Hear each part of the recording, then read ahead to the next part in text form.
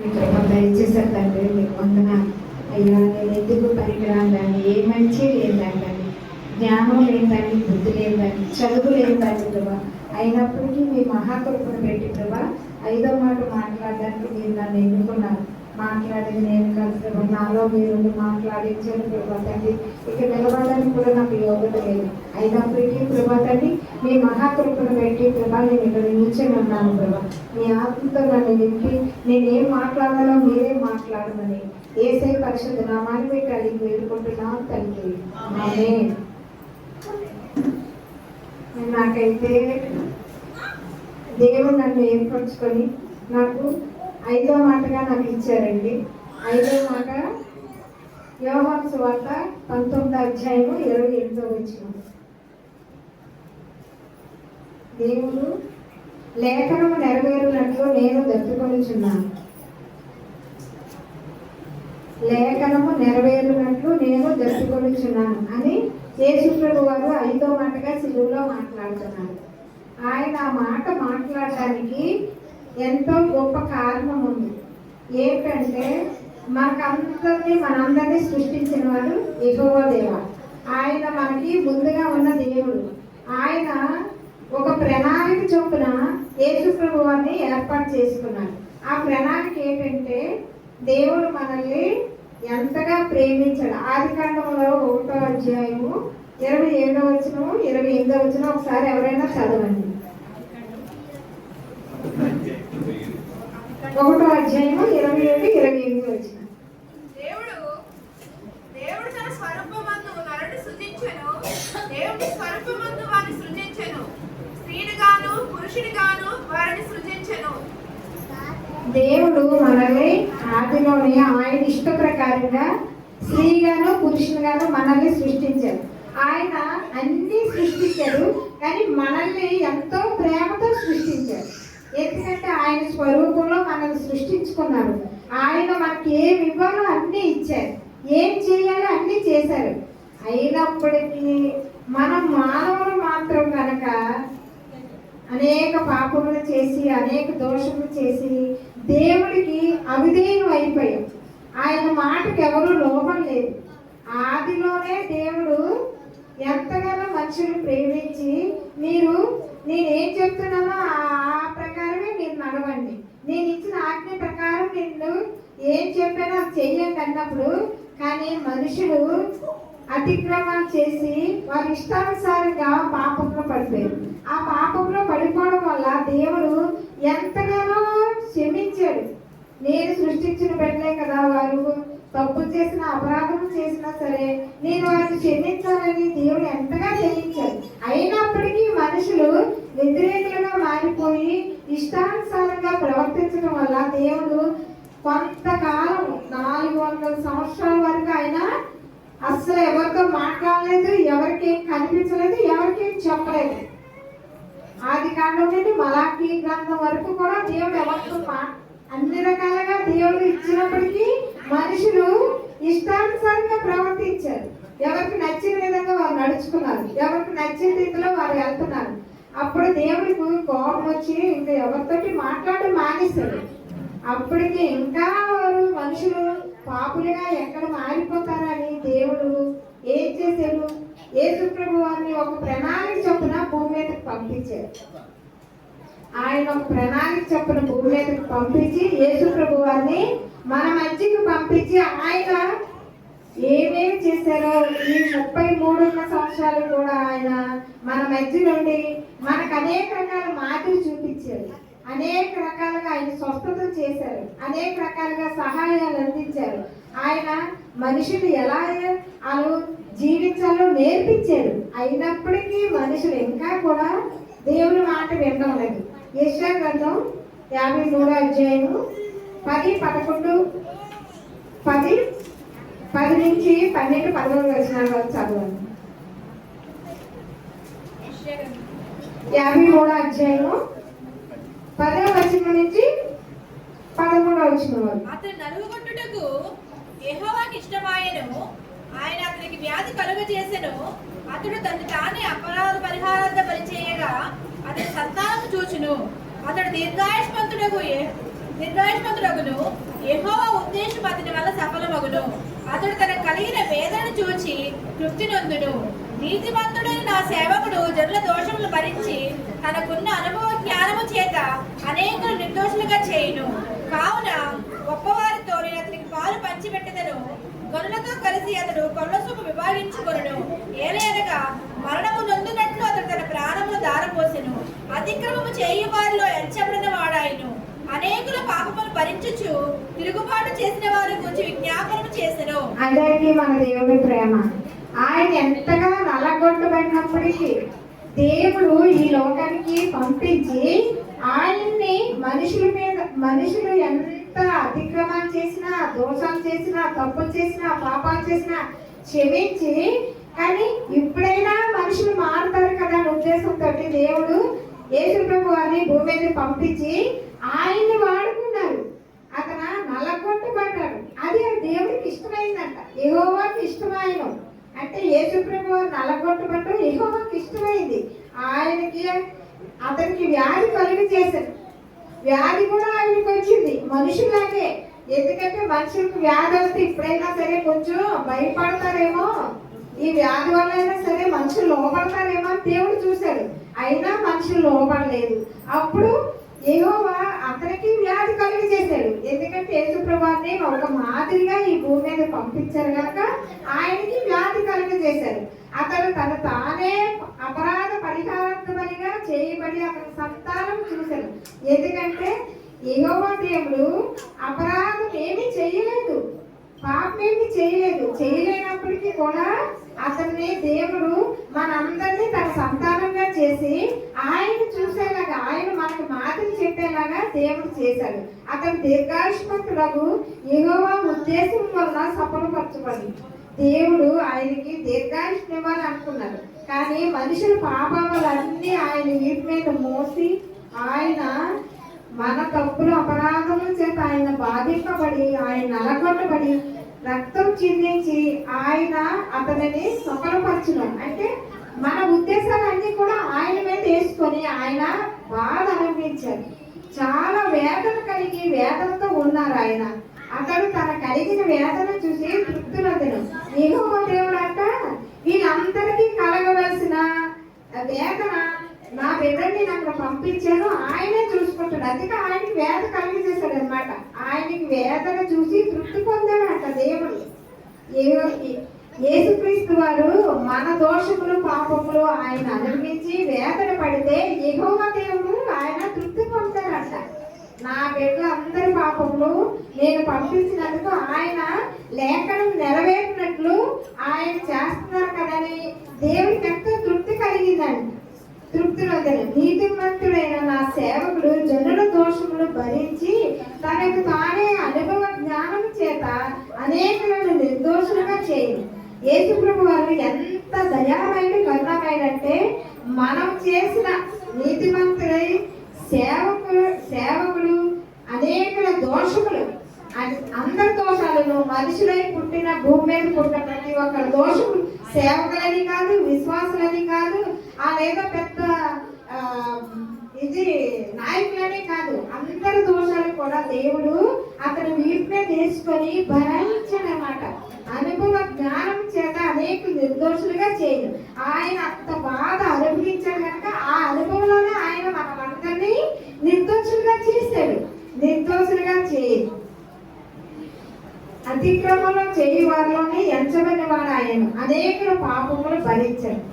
ఎందుకంటే అనేకులు అతిక్రమాలు చేసినప్పటికీ కూడా యేసు ప్రభు వారు ఆయన మన అతిక్రమాలన్నీ ఆయన భరించారు, మన పాపములన్నీ ఆయన భరించాడు. తిరుగుబాటు చేసిన వారంతా గురించి విజ్ఞాపన చేశారు. కొంతమంది తిరుగుబాటు చేస్తారు, మంచి చెప్పినా సరే ఇది మంచి కాదు, ఏంటి నాకు ఇష్టం వచ్చినట్లే చేస్తాను, నాకు ఎలా ఇస్తే అలా చేస్తాను అంటారు. అలాంటి వాళ్ళ కొరకు కూడా దేవుడు విజ్ఞాపన చేసి వేడుకుంటున్నారంట. తండ్రి మీరు ఏం చెప్తున్నారో ఇది తెలియదు, వీళ్ళ అందరినీ క్షమించు, నన్నైతే వీళ్ళు భూమి మీదకి నువ్వు ఒక మాదిరిగా పంపించావు, ఆ మాదిరిని వాళ్ళందరూ గుర్తెరిగి నా బిడ్డలు అందరూ చేసిన తప్పులు పాపములు నేను భరిస్తానని యేసుక్రీస్తు వారు మన పాపములన్నీ కూడా ఆయన వీటి మీద తీసుకొని ఆయన భరాయించారు. ఆయన చేసిన ఆ తిరుగుబాటు చేసిన వారి గురించి విజ్ఞాపన చేశాను. తిరుగుబాటు చేసిన వాళ్ళ కోసం ఆయన విజ్ఞాపన చేసి దేవుడి సన్నిధిలో ఎంతగానో వేడుకుంటున్నాడు అనమాట. గలతీయులకు రాసిన పత్రిక 1వ అధ్యాయము 4వ వచనం ఒకసారి చదువు.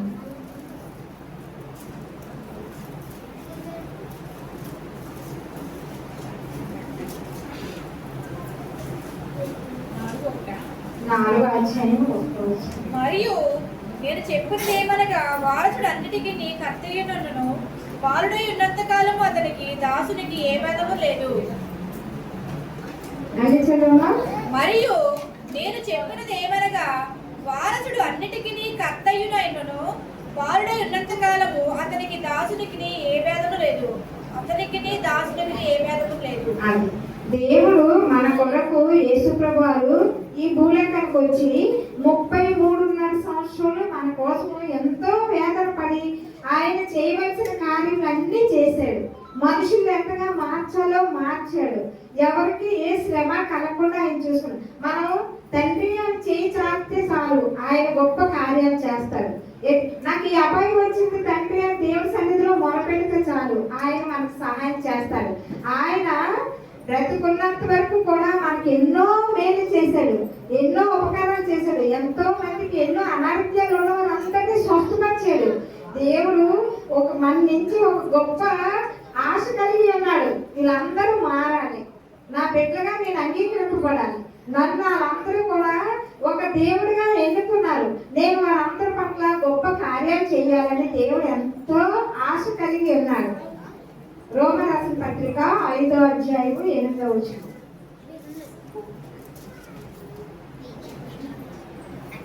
అయితే దేవుడు మన ఎడల తన ప్రేమను వెల్లడిపరుచుచున్నాడు. ఎట్లనగా మనం ఇంకను పాపులమై ఉండగానే క్రీస్తు మన కొరకు చనిపోయెను. దేవుడు ఎంత కరుణామయుడో, దయామయుడో, ప్రేమమయుడో మనకు అందరికీ తెలుసు.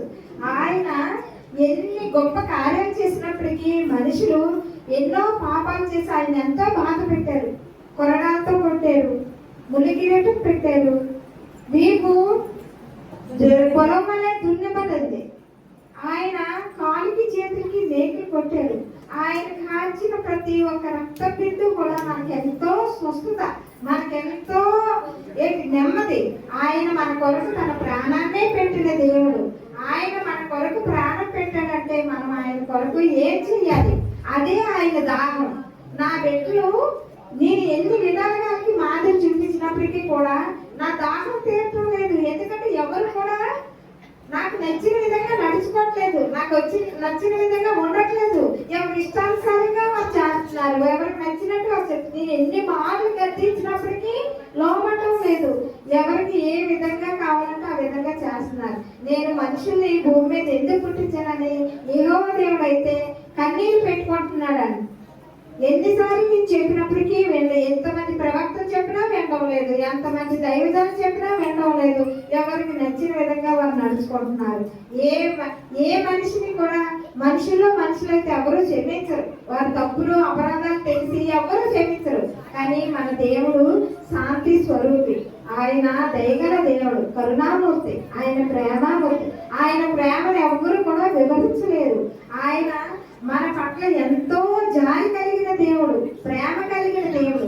ఆయన మన ఉద్దేశములన్నీ కూడా ఆయన ఎదిగి ఉన్న దేవుడు. మన తలంపులన్నీ కూడా ఆయనకి తెలుసు. ఏ బిడ్డలు ఈ విధంగా ఉన్నారు, ఏ బిడ్డకి ఏది అవసరమో, ఏ బిడ్డకి ఏది ఇవ్వాలో దేవుడికి తెలుసు. అందుకనే ఆయన మన కొరకు ప్రాణం పెట్టడానికి సిద్ధపడిపోయాడు. మనం ఆయన కొరకు ఏమి చేయలేకపోతున్నాం. ఆయన మన కొరకు ఎంతో తప్పుకొని ఉన్నాడు, ఆశ కలిగి ఉన్నాడు.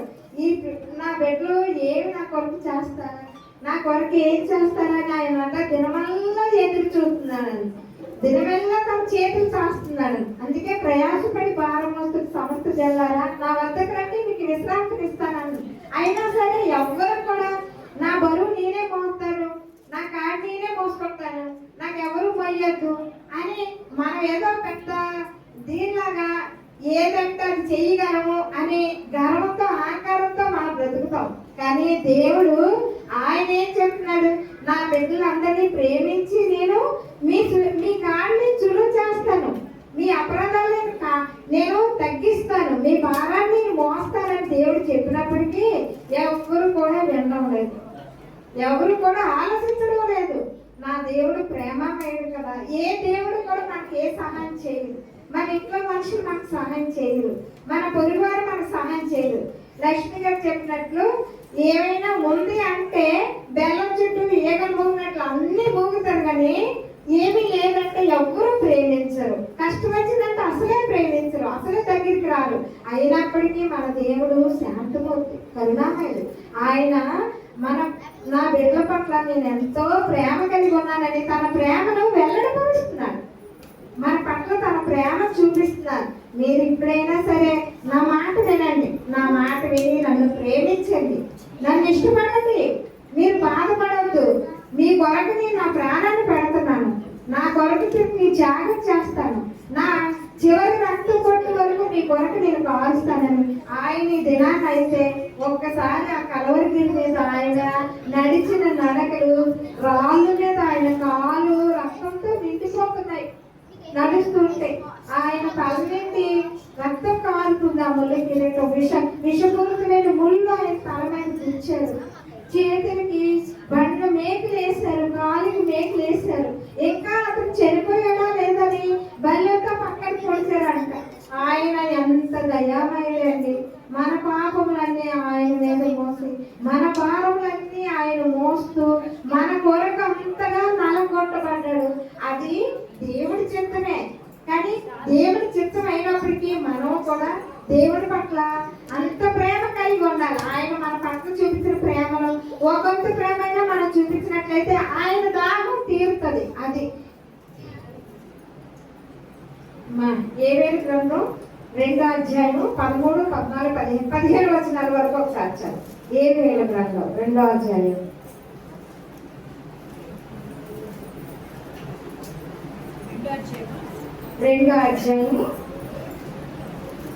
13వ వచనం నుంచి 15వ వచనం వరకు. మీ దేవుడైన యెహోవా కరుణావాత్సల్యములు గలవాడును, శాంతామూర్తియు, అత్యంత కృపా గలవాడునై ఉండి తాను చేయనుద్దేశించిన కీడును చేయక పశ్చాత్తాపడును కనుక మీ వస్త్రములు కాక మీ హృదయములు చింపుకొని ఆయన తట్టు తిరుగుడి. ఒకవేళ ఆయన మనసు త్రిప్పుకొని పశ్చాత్తాపడి మీ దేవుడని యెహోవాకు తగిన నైవేద్యమును పానార్పణమును మీకు దీవెనగా అనుగ్రహింపబడని ఎవడు చెప్పగలడు? 15 వరకు అండి. సియోనులో బాకా ఊదుడి, ఉపవాస దినము ప్రతిష్ఠించుడి, ప్రతి దినము నియమించి ప్రకటన చేయుడి, జనులకు సమకూర్చుడి, సమాజం కూడా ప్రతిష్ఠించుడి, పెద్దలను పిలువనంపించుడి, చిన్నవారిని స్తన్యపానము చేయి బిడ్డలను తోడుకుని రండి. పెండ్లి కుమారుడు అంతఃపురంలో నుండి, పెండ్లి కుమార్తె గదిలో నుండి రావలయును. యెహోవాకు పరిచర్య చేయు యాజకుల మంటపమునకు బలిపీఠమునకును మధ్య నిలువబడి కన్నీరు విడుచుచు, యెహోవా ఈ జనుల యందు జారి చేసుకుని అన్యజనులు వారి మీద ప్రభుత్వం చేయనట్లు వారిని అవమానముకు అప్పగింపుము. లేని యందు అన్యజనులు వారి దేవుడు ఏమాయనందురు ప్రధాన వేడుకొనవలెను. అయితే దేవుడు ఏం చెప్తున్నాడండి? ఇప్పుడైనా సరే మీరు మీ దేవుడైన యెహోవా కరుణావాత్సల్యం గల దేవుడు. ఆయన కరుణామూర్తి. ఆయనే చెప్తున్నాడు, మీ దేవుడైన యెహోవా కరుణావాత్సల్యం గల దేవుడు. ఆయన శాంతమూర్తి, అత్యంత కృపగలవాడై పై తాను చేయి ఉద్దేశించిన కీడును చేయక పశ్చాత్తాపపడు. ఎందుకంటే మనం ఎన్ని తప్పు చేసినప్పటికీ మనల్ని ఎవరు క్షమించరు, మనుషులు క్షమించరు, ఎవరు క్షమించరు. కానీ దేవుడు నేను క్షమిస్తాను అంటాడు. మీ మీదకు రావాల్సిన కీడు అంతా నేను తొలగిస్తాను అని, మీ మీదకు రావాల్సిన కీడు అంతా కూడా నేను తొలగిస్తాను. మీరు మాత్రం నన్ను అనుసరించండి, నా మాట వినండి. ఏంటి కనుక పశ్చాత్తాపపడు కనుక మీ వస్త్రములే కాక మీ హృదయంలో చింపుకొని ఆయన తట్టు తిరగండి. మీరు వస్త్రములే కాదు, హృదయాన్ని చింపుకొని ఆయన తట్టు తిరిగినట్లయితే ఆయన ఏమైనా చేయగల శక్తిమంతుడు, దేన్నైనా మార్చగల దేవుడు. అదొకటి. మనము బట్టు చింపుకోవడం కాదు, నేనేదో ప్రార్థన పరాలని ఏదో చేయడం కాదు. మన వస్త్రములే కాక హృదయాన్ని చింపుకోవాలి. మరి దేవుని సన్నిధిలో హృదయాన్ని చింపుకొని మనము కన్నీటి ప్రార్థన చేసినట్లయితే ఆయన తట్టు తిరగమంటున్నాడు. ఒకవేళ ఆయన మనసు చింపుకొని పశ్చాత్తాపడి మీ దేవుడైన యెహోవాకు తగిన నైవేద్యం పానార్పణ మీకు దేవుని అనుగ్రహించడు. ఎందుకంటే ఆయన మనసు మార్చుకున్నట్లయితే మనందరి మీద జాలి చూపిస్తాడు. మనకు రావాల్సిన దీవెనలన్నీ ఆయన ఇస్తాను అంటున్నాడు. ఆ దీవెనలన్నీ మనం పొందుకోవాలంటే మన వస్త్రములే కాక మన హృదయాన్ని చెప్పుకొని ఆయన సన్నిధిలో కన్నీరు విడిచి ప్రార్థన చేయాలన్నమాట. అది సియోనులో బాకా ఊదిడి అంటే సియోనులో బాకా, సియోన్ అనగా మందిరం, దేవుని మందిరం. దేవుని మందిరంలోని మనము ఎల్లప్పుడూ కూడా ప్రార్థననే బాగా ఊదాలి. ఏంటి వచ్చామా వెళ్ళామా అని కాదు. దేవుని మందిరంలోన సంఘం కొరకు, సమాజం కొరకు, మన కుటుంబాల కొరకు, మన ఇరుగు పొరుగు కొరకు, సంఘం అభివృద్ధి కొరకు మనం అందరం కూడా ప్రార్థన చేయాలి. అదే బాగా ఊదలము. ఉపవాసాలను ప్రతిష్ఠించండి. ఉపవాసంతో కొంతమంది వస్తున్నారు. నేనైతే ఉపవాసం ఉండలేను. ఉపవాసంతో వచ్చిన అందరి ప్రార్థన కూడా దేవుడు ఆలకిస్తాడు. ఉపవాసాలను ప్రతిష్ఠించండి. ప్రతి దినము నియమించి ప్రకటన చేయుడి అంటే ప్రతి దినము కూడా మందిరంలోనే ఆరాధన జరగాలి. కానీ మనకి దేవుడు ఇచ్చిన మట్టికి ఆరాధన జరగాలనే మనం ఆశ కలిగి ఉన్నాం. అందరం కూడా దేవుడి మందిరానికి వచ్చి ఆరాధన ఉన్నదంటే మనం దేవుడి మందిరానికి రావాలి, ఆరాధన చేయాలి. జనులు సమకూర్చి సమాజం కూడా ప్రతిష్ఠించండి. జనులందరినీ కూడా సమకూర్చి దేవుడి మందిరానికి రావాలని మనం ఆశ కలిగి ఉండాలి. ఒకరినొకరు పురుగొలుపుకొని ఒకరినొకరు పిలుచుకొని దేవుడి మందిరానికి రావాలి. పెద్దలను పిలవనప్పుడు మనకన్నా పెద్దలు, చాలా మంది అనుభవ జ్ఞానవంతులు, వయసులో పెద్దవారు, అన్ని తెలిసిన వారు, వాక్యాన్ని తెలిసిన వారు, వారి మాటలు మనం వినాలి. వారి అనుభూతితో చెప్తున్నారంటే ఆ మాటలు మనం విని వాళ్ళకి కూడా వాళ్ళకి ఇవ్వాల్సిన గౌరవ మర్యాదలు మనం వాళ్ళకి ఇవ్వాలి. పెండ్లి కుమార్తె అంతఃపురంలో నుండి, పెండ్లి కుమారుడు గదిలో నుండి రావాలను. నేను నిన్నే పెళ్లి చేసుకున్నాను, మొన్నే పెళ్లి, మాకు రావడానికి అవ్వదు, మాకు ఆ పని ఉంది ఈ పని ఉంది అనడానికి వీలు లేదు. ప్రార్థన ఉంది. దేవుడి మందిరానికి రావాలని చెప్పినప్పుడు ఎవరైనా సరే దేవుడి మందిరానికి రావాల్సిందే. అది దేవుడి ఆజ్ఞ. యెహోవాకు పరిచర్య చేయ యాజకులు మండపమునకు బలిపీఠమునకు మధ్య నిలబడు కన్నీరు విడుచుచు యెహోవా నీ జనులు ఎలా జాలి చేసుకొని అన్ని జనుల మీద ప్రభుత్వం చేయునట్లు వారిని అవమానములకు అప్పగింపకము. అంటే దైవజనులు కూడా దేవుడి మందిరంలోని రాలేదు ఫోన్లు చేయడం కాదు. దేవుడి మందిరానికి రాలేదు ఎందుకనేసి నిల్చొని మోకాలేసి దేవుడి సన్నిధిలో కన్నీరు విడిచి ప్రార్థన చేయాలన్నమాట. ప్రార్థన చేసినప్పుడు దేవుడే ఆ హృదయాన్ని తట్టి వాళ్ళ మంటలు రేపి పరిగెత్తుకుంటూ దేవుడి మందిరానికి వచ్చేలా చేస్తాడు. అలా చేసినప్పుడు ఏంటి దేవుడు ఏం చెప్తున్నారు? వారిని ఎటువంటి నష్టాన్ని కానీ కష్టాన్ని కానీ నేను అప్పగింపను. మీ ప్రార్థన విజ్ఞాపనలు నేను ఆలకిస్తాను, వారిని రప్పిస్తాను. ఏంటి జనులందరూ అటు ఇటు తిరుగుతున్న వారిని ముక్కి కళ్ళెం వేసి నేను మీ వైపు నడిపిస్తాను అంటున్నాడు దేవుడు. ముక్కి కళ్ళు వేసి ఏ వైపు తిరుగుతున్న వాళ్ళన్నా సరే దేవుడు మందిరానికి దేవుడు నడిపిస్తాడు. ఇదే దేవుడు మాట. ఈ మాటలు మనమందరము ఆచరించినట్లయితే దేవుడు దాహం తీరుతాడు. అదే దేవుడు దాహం. నేను దప్పుకున్నాను అంటున్నాడు. ఆ దప్పుకి లేకుండా దేవుడికి మనము దాహం తీర్చే వాళ్ళగా మన మాటలు దేవుడు అంగీకరించలాగా, మన ప్రార్థన దేవుడు ఆలకించలాగా ఈ మాటలు దేవుడు దీవించుకున్నాక.